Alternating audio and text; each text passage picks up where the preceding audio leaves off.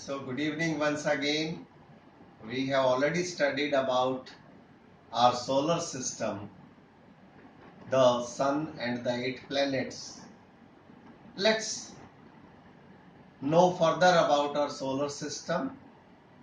Today we shall be knowing about the asteroids, the comets, the meteors and the meteorites. So far we have already known that the whole universe, there are millions and millions of galaxies, and there are group of stars. The small group of stars which form a particular pattern are known as constellations, and the big stars which have millions and millions of stars, the big clusters of stars, are known as galaxies. Our solar system is part of the Milky Way galaxy. When we talk about our solar system, we know that there are 8 planets in the solar system. They all revolve around the sun. Apart from revolving around the sun, they rotate at their own axis. The first 4 are the inner planets and the next 4 are the outer planets.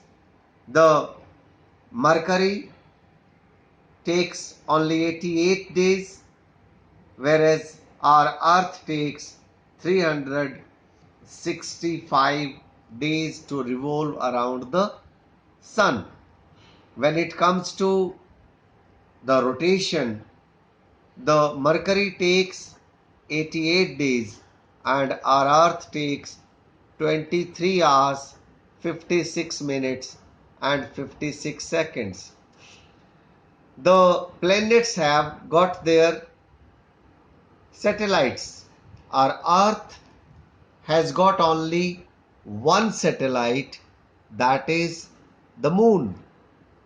This is the moon. Our Earth. See, the satellites move around the planets, whereas the planets revolve around the stars.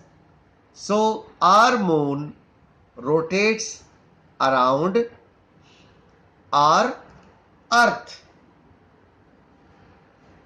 Our moon completes one phase in 29 days and 12 hours. See, as the moon moves around Earth, we see different parts of moon on different days. For the first 14 days, when the lighted part goes on increasing, the moon is said to be waxing. And the next 14 days, when the lighted part goes on decreasing, it is said to be in waning phase. In India, the new moon day is called Amavasya and the full moon day is called the Purnima. On a new moon day, that is on Amavasya, the moon is somewhat like this. Then we see the crescent moon. The crescent moon, it keeps increasing, and after 14 days it becomes the full moon. So these are the phases of the moon. Apart from the moon, you can see these bodies. There are numerous bodies between Mars and Jupiter. These are called asteroids. Asteroids are rocky and metallic objects that orbit the sun but are too small to be considered planets. They are known as minor planets. Do you know earlier there were 9 planets? Pluto was also considered a planet. Pluto was somewhere at number 9 after Neptune. Nowadays, Pluto is also called dwarf planet, and these some of the asteroids were found to be even bigger in size than Pluto, and that was the reason that Pluto was not accepted as the planet. It was reduced to a dwarf planet. Talking about the comets, do you know what a comet is? A comet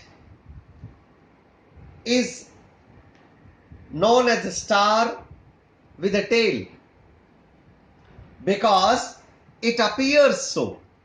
What happens is, in fact, the comet is neither a star nor does it have permanent tail. These both are misconceptions. When a comet approaches the sun, its tail extends in the opposite direction of the sun. Thus, during revolving, when the comet comes closest to the sun, it becomes very bright and looks beautiful. When it goes away from the sun, its tail gets shortened and finally vanishes. A comet named Halley's Comet was visible in 1986, and you will again see that comet in your lifetime after 76 or 77 years. So certainly you will be able to see the Halley's Comet in your lifetime.